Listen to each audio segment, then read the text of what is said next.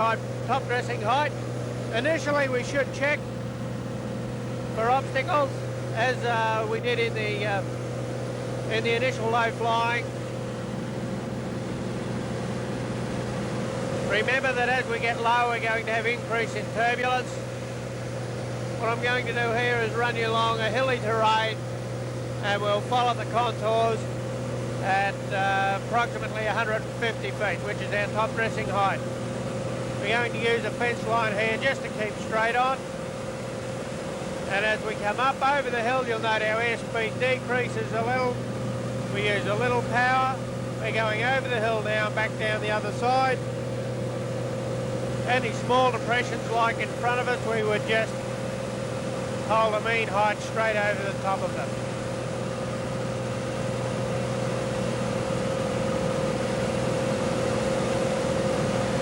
This is the top dressing height we're looking for. Now we're coming to a much bigger depression here. With this, we reduce our power fraction, lower the nose and follow the contour of the ground.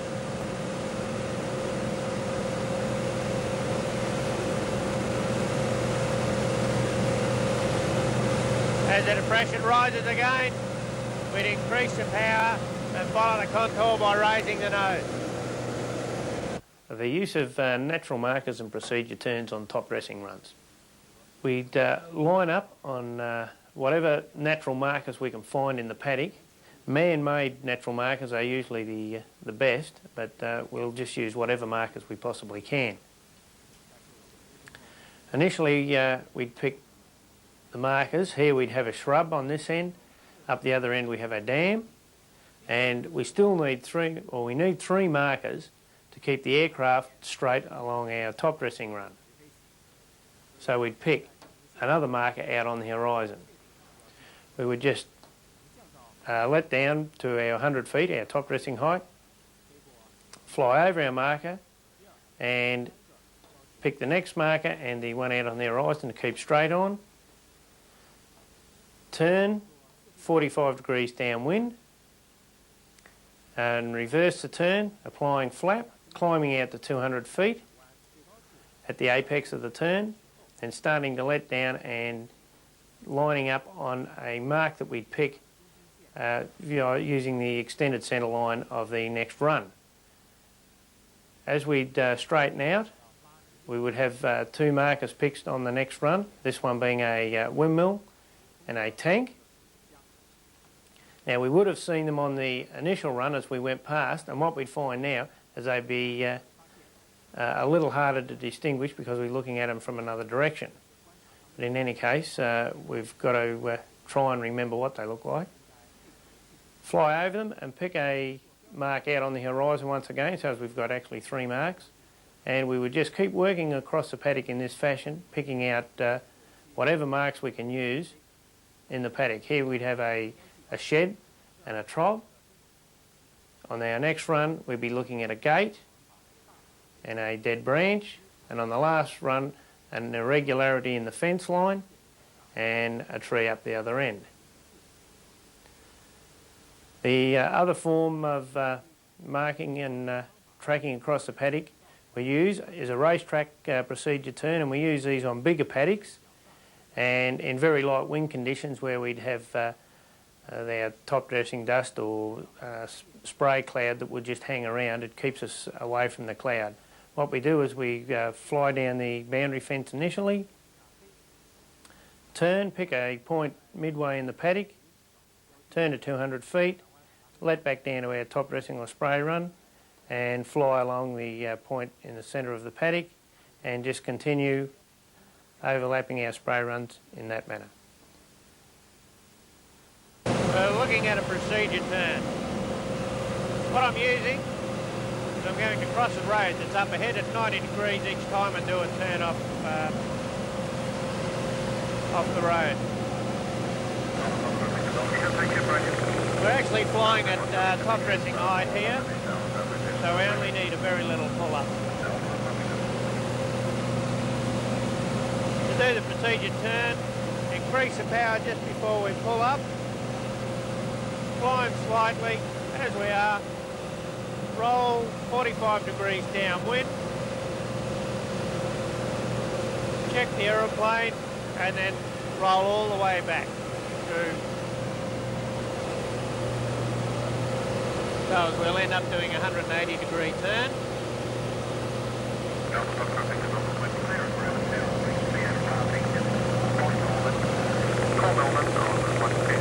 We can see the road coming up now.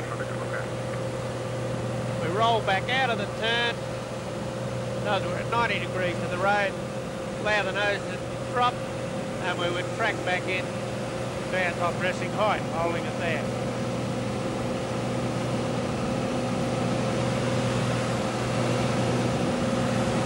Once again, nose up, roll the aircraft 45 degrees downwind.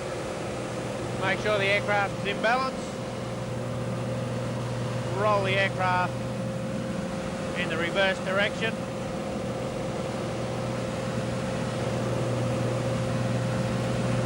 Adjust your rate of roll and the rate of turn so that we'll roll back out heading at 90 degrees to our road.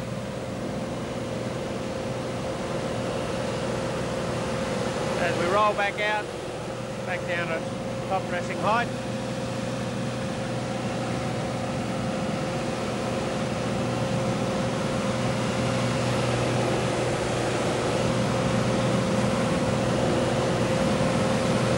Once again up, roll 45 degrees downwind. This time I'm going to use flap as I roll back in the reverse direction. With one stage of flap on, this helps tighten the radius of turn and also reduces the stalling speed.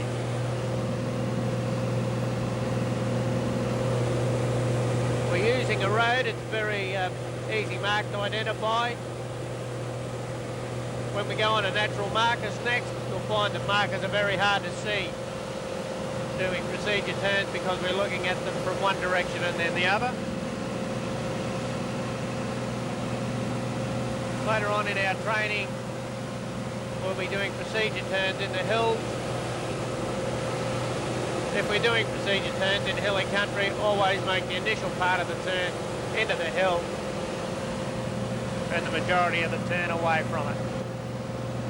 I'll explain this more in the later training.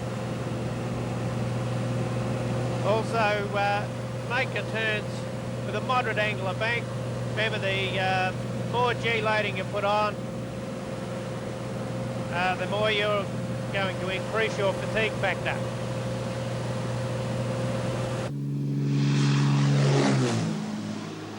From the ground, the steps of a procedure turn are clear. Pull up to 100 feet, turn to 45 degrees downwind and apply flap. Then climb to 200 feet. At the apex of the turn, allow the nose to drop slightly.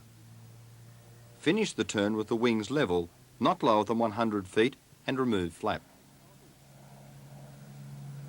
And, as you can see, a gentle descent back into the paddock.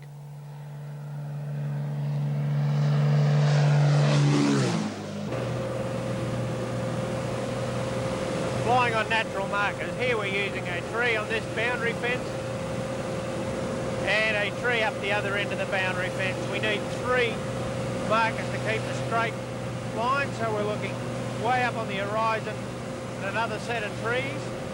At the end of this, where this tree is here, I'm going to do a procedure turn. My next run will be out near that fence line. What I'm doing to make the procedure turn easier now is I've extended the centre line of the next run, which happens to be a fence line, and I can use that to make my initial turn towards. As you can see, as we're coming around, the fence line is now coming into view. I track straight for that, then I can just look up and pick my next markers. The next markers will be a little clump of trees at this end and a tree standing out by itself up the other end of the paddock.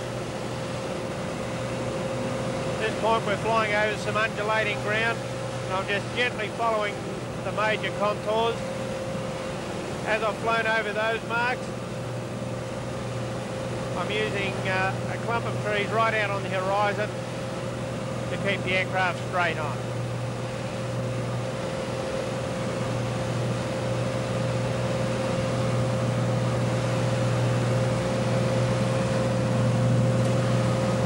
As you can see, as we turn from one end of the paddock to the other, the markers do change and they are hard to pick out. The best markers to use are natural or man-made markers, dams,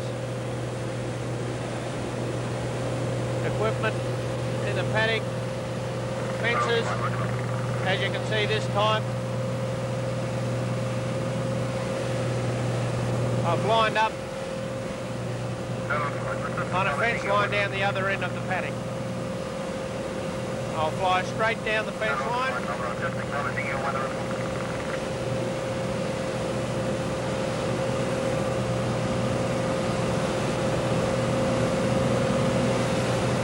I'll also then use that fence line as an extended centre line for my next run.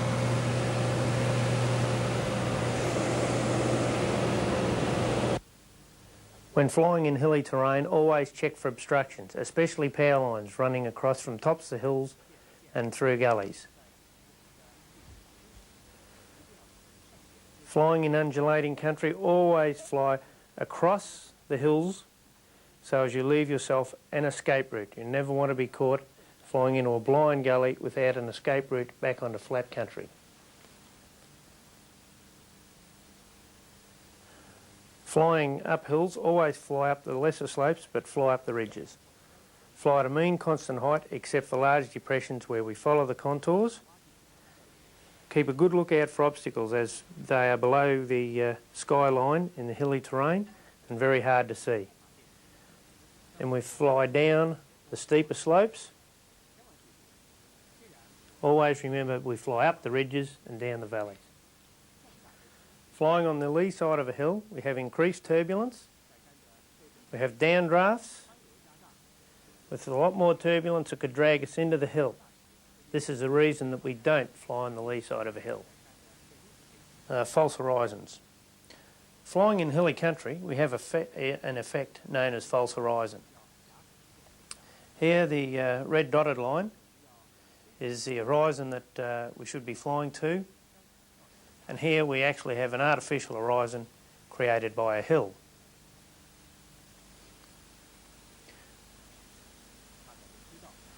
As we all know, we fly from our nose attitude to the horizon. As can be seen here, we're flying straight and level, a steady airspeed and a steady altitude. If we have a big hill in front of us, as in this illustration here, we still fly with our nose attitude to the horizon, even though the hill is in actual fact higher than the mean horizon. What will happen is we'll have a deteriorating airspeed and our altimeter will indicate a climb. The closer we get to the hill, the more accentuated it becomes. Now, the thing that it does here is it gives us a tendency to overestimate our rate of climb. And the way we try to get out of it is by constantly monitoring the valley floor and also our airspeed indicator and our altimeter, maintaining a constant airspeed and a constant height. A safe climb in this configuration is only possible up very limited slopes. If we are unsure of our actual horizon, level the wings, even if we have to use instruments to get them level. And in a high wing aeroplane, the horizon itself should be approximately 1 foot below the wingtip. And in a low wing aeroplane, it should be 1 foot above the wingtip. Flying along ridges, always remember to keep on the high side of the ridge. When we're flying in hilly country, beware of power lines. especially coming across gullies.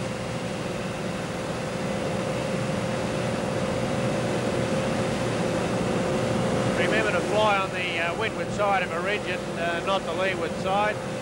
Flying on the windward side, tendency there is to drift in towards a hill. It is turbulent, but at least we can expect to get some updrafts that we can use to our advantage. If we fly on the lee side, of course, we're going to get a lot of downdrafts, which we don't want. If we have to make a procedure turn, always initiate the turn towards the hill first, and then make the reverse part of the turn away from the hill. This gives us plenty of room, and as you can see, we're turning away from the hill here out into the flatter country.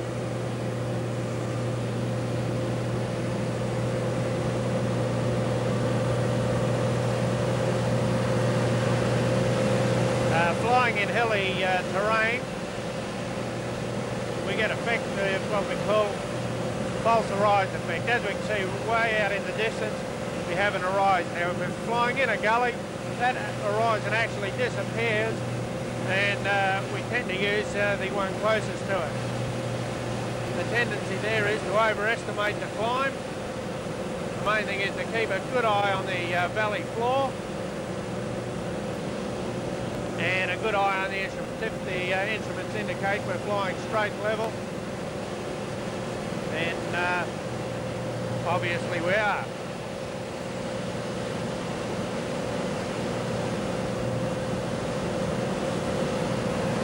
As I said, when we're flying along gullies, always take the ridges at an angle where we've always got an escape route, somewhere to turn away on a flatter country, and be very careful of power lines. As we can see right below us now, we have one pole, a power line running up the hill to our left.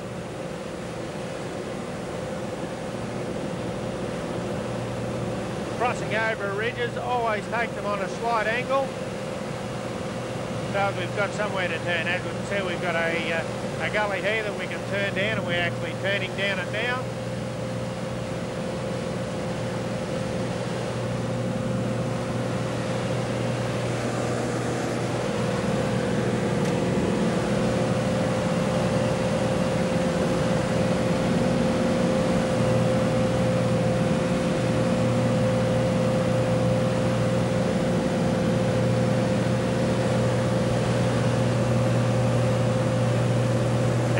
Fly up a gully,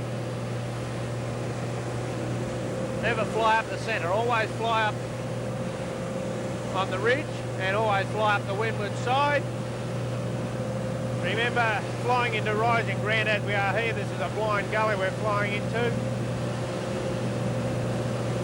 Keep an escape route. Remember, any obstacles below the horizon are very hard to define. And it is hard to estimate your rate of climb with that slight false horizon effect that we have there now.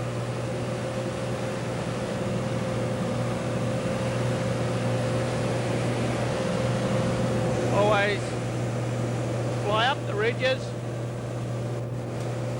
and down the gullies.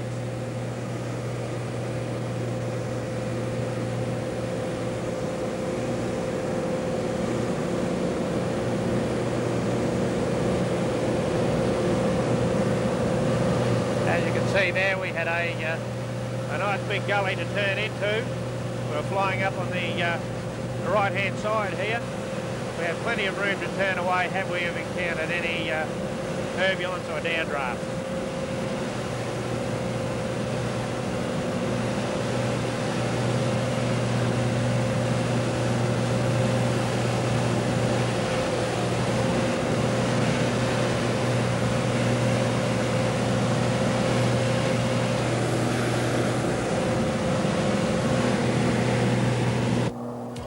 Finally, a typical top dressing run viewed from the ground.